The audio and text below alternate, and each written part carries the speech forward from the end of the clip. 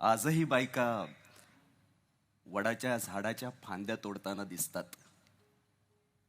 जन्मोजन्मी हाच नवरा मिळू दे म्हणून त्याला दोरे बांधणाऱ्या या निरागस बायका बघितल्या ना की त्यांना सांगावंसं वाटतं, बाई, त्या फांदीचं आयुष्य का संपवलं?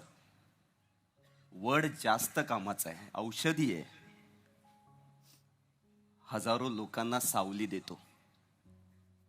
तुझा नवरा पगार तरी घरी देतो का? पण मी असं बोलत नाही.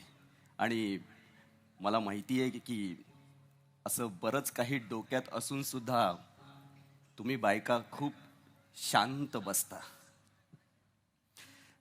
खरं तर जगात कुठलाच अर्थशास्त्रज्ञ देशाची अर्थव्यवस्था सांभाळायला सल्ला देण्यापलीकडे काहीच करू शकत नाही. घराची आर्थिक घडी बसवण्यात स्त्रीचं योगदान मात्र 100% असतं. तरी अर्धे नवरे बायकोला म्हणतात, तू गप्प बस, तुला व्यवहारातलं काही कळत नाही.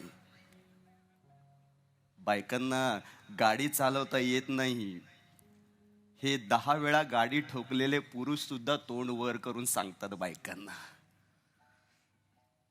तरी कशा काय ऐकून घेता तुम्ही सगळं? झी 24 तास रहा एक पाऊल पुढे.